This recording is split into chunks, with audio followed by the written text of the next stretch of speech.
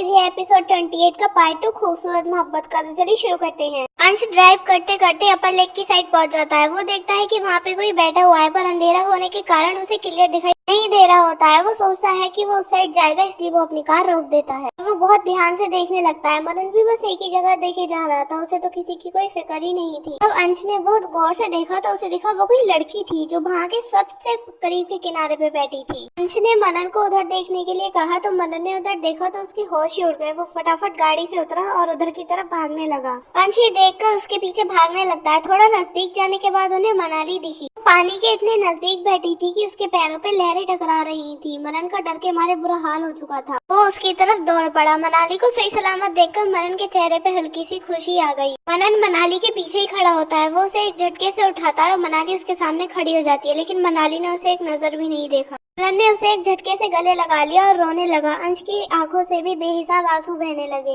मनन मनाली को हिला रहा था जिससे वो कुछ तो बोले, लेकिन मनाली ने कुछ नहीं बोला। फिर अंश कहता है, भाई मैं गाड़ी में बैठा हूँ, परी जी को लेकर आना। अब अंश ने ये बोला तो मनन ने हाँ में सिर हिला दिया। मनाली वैसे ही खड़ी थी, उसने उसे देखा भी नहीं और ना ही कुछ बोला। मनन घबराहट में उसे देखने लगा कि उसे कुछ हुआ तो नहीं है। मनन आंखों में आंसू लेके मनाली से गुस्सा होते हुए कहता है, तुम ठीक हो ना? तुम्हें कुछ हुआ तो नहीं है ना? ऐसे बिना बताए कौन जाता है? तुम्हें पता भी है मैं कितना परेशान हो गया था। कहाँ कहाँ नहीं ढूंढा मैंने तुम्हें, पागलों की तरह पूरे भोपाल में ढूंढ रहा था। मतलब कौन करता है ऐसे? तुम्हें बस मुझे परेशान करना था ना। एक बार तो सोचा होता, इतनी सुनसान जगह पे अकेली बैठी हो, वो भी इतने नजदीक। कोई अक्ल वक्ल है नहीं तुम्हें? हाँ, कोई तुम्हारी सेफ्टी के लिए नहीं आएगा। अगर तुम्हारे साथ कुछ गलत हो जाता तो? मनाली रोते रोते सिसकियां लेते हुए कहती है, इससे ज्यादा कुछ गलत नहीं हो सकता। मनन उसकी हालत खराब होते हुए देख रहा था और वो बस रोए जा रही थी। मनन ने कैसे भी करके खुद को संभाला। वो उसके चेहरे को हाथ में लेकर कहता है, कुछ गलत नहीं होगा, मैं हूँ ना, अब कुछ गलत नहीं होने दूंगा। तुम मेरे साथ रहो, मुझे कभी छोड़ना नहीं। मनाली ने उसके चेहरे पे देखा, जिसके चेहरे पे उसे खोने का डर साफ साफ दिखाई दे रहा था। मनन उसके सिर से अपना सिर लगाते हुए कहता है, बेइंतहा मोहब्बत है तुमसे, जो खुद को मिटाकर भी खत्म नहीं होगी। तुम्हारे आगे जान कुर्बान है। बस तुम मेरे साथ हो तो मुझे कोई नहीं चाहिए, मुझे बस तुम्हारा साथ चाहिए, वो भी जिंदगी भर के लिए। मनाली उसकी आंखों में देखने लगी, जिसमें ये दिखाई दे रहा था कि वो उससे कितना प्यार करता है। मनन ने उसे कस के गले लगा लिया। मनाली भी अब बेहिसाब रोने लगी। मनन उसके सिर पे हाथ फेरते हुए कहता है, कहीं भी बिना बताए जाने की कोशिश करी ना तो मुझसे बुरा कोई नहीं होगा, बता रहा हूँ। मैंने पहले भी कहा था, मैं तुम्हें अकेला नहीं जाने दूंगा। मैंने पहले भी कहा था, मैं तुम्हें अकेला नहीं छोड़ूंगा, और अब भी कह रहा हूँ, मैं हमेशा तुम्हारे साथ रहूंगा। बस अब कभी दोबारा ऐसा मत करना। इतना कहकर मनन उसे कस के गले लगा लेता है। मनाली ने भी उसके सीने पे हाथ रख दिया और उसकी शर्ट को कस के पकड़ लिया। मोहब्बत तो मनाली को भी बेशुमार थी, बस उस मोहब्बत का उसे एहसास करवाना जरूरी था।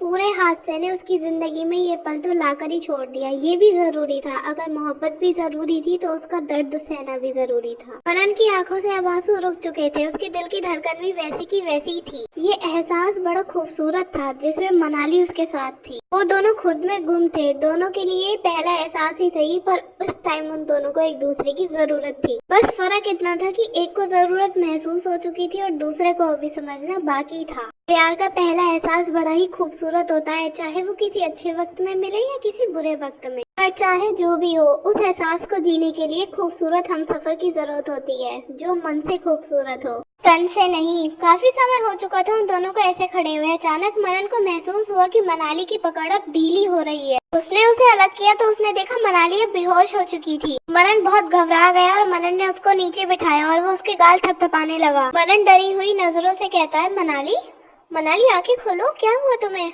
मनाली। इतने में मनन ने अंश को आवाज लगाई। अंश भी दौड़ते हुए वहां आया। वो भी मनाली को बेहोश देखकर घबरा गया और उसे उठाने की कोशिश करने लगा। अंश मनन से कहता है, भाई शायद परी जी बेहोश हो गई हैं, इन्हें घर ले चलते हैं, वहाँ डॉक्टर को बुला लेंगे। इतना सुनते ही मनन ने उसे जल्दी से अपनी बाहों में उठाया और अंश ने गाड़ी का दरवाजा खोल दिया। मनन ने उसको पीछे की सीट पर लटा दिया और खुद उसका सिर अपनी गोद में लेके बैठ गया। अंश ने एक झटके में गाड़ी स्टार्ट करी और घर की तरफ दौड़ा दी। मनन की आंखें फिर आंसुओं से भर गईं। वो बस मनाली का नाम लेके उसको उठाने की कोशिश कर रहा था और इसी बीच अंश ने डॉक्टर को कॉल कर दिया। थोड़ी देर में घर आ गया। अंश गाड़ी से उतरा और मनन भी गाड़ी से उतरा और मनाली को अपनी बाहों में लेकर अंदर ले आया। अंदर सब लोग उसका और मनन का इंतजार कर रहे थे। अंदर सब लोगों ने उसे ऐसे देखा तो वो और परेशान हो गए। मनन मनाली को नीचे वाले रूम में ही लेटा देता है। रिद्धिमा परेशान होते हुए कहती है, क्या हुआ मनाली को? अंश ने उसे चुप रहने के लिए कहा तो वहाँ कोई कुछ नहीं बोला। मनन मनाली का हाथ अपने हाथों में लेके बैठा हुआ था। बहुत देर हो चुकी थी लेकिन डॉक्टर नहीं आया था। मनन अब गुस्से से लाल हो चुका था। वो गुस्से में अंश से कहता है कि डॉक्टर कहाँ है अंश? तो अंश कहता है मैंने उसे 2 बार कॉल करा, वो कह रहा है आ रहा हूँ। मनन कहता है कि ला मुझे दे फोन। इतने में अंश ने डॉक्टर का नंबर मिलाया और मनन को दे दिया। तब तक डॉक्टर आ चुका था। सब लोगों ने उस पर निगाह मारी। मनन को अब कुछ ज्यादा ही गुस्सा आ गया। उसने डॉक्टर पे एक जोरदार तमाचा मारा। डॉक्टर नीचे गिर गया। मनन जलती हुई आंखों से उसका कॉलर पकड़ के कहता है तू डॉक्टर है क्या? इतनी देर लगती है? यहाँ चाहे किसी की जान ही क्यों ना चली जाए और तू आराम से आ रहा है। कब से बुलाया है तुझे? डॉक्टर हाथ जोड़ते हुए मनन से कहता है माफ कीजिएगा साहब, रास्ते में ट्रैफिक था तो थोड़ी देर लग गई। मनन उसकी बात पूरी होने से पहले ही उसका कॉलर पकड़ता है, उसे मनाली के सामने बैठाता है और कहता है अपनी चोंच बंद कर और देख पहले इसे क्या हुआ है, इसे देख इसे। डॉक्टर पसीना साफ करते हुए मनाली को देखता है और जैसे ही डॉक्टर ने मनाली को हाथ लगाया ऐसे ही मनन उस पे बरस पड़ा। मनन डॉक्टर से कहता है अबे ओए हाथ मत लगा उसे वरना तेरी कबर यहीं बना दूंगा। ये सुन डॉक्टर ने अंश की तरफ देखा। अंश मनन को समझाते हुए कहता है मनन बिना हाथ लगाए वो चेक कैसे करेगा? नब्ज तो देखनी पड़ेगी ना, तुम ज्यादा टेंशन मत ले। और डॉक्टर तू चेक कर जल्दी से। तो मनन कहता है ठीक है लेकिन थोड़ा दूर से। डॉक्टर हाँ में से हिला देता है। वो जल्दी से चेक करता है, मनाली को एक इंजेक्शन दे देता है। फिर डॉक्टर एक पर्चे पे कुछ दवाइयाँ लिखता है और अंश को दे देता है। डॉक्टर कहता है कि शायद काफी टाइम खाली पेट रहने की वजह से बेहोश हो गई हैं। घबराने की कोई बात नहीं है, बस ये दवाइयाँ ले आइए, मैंने इन्हें इंजेक्शन दे दिया, इन्हें जल्दी होश आ जाएगा। और कुछ दिन इनके खाने पीने का ध्यान रखिएगा, बाकी सब ठीक है, बस थोड़ी कमजोरी है।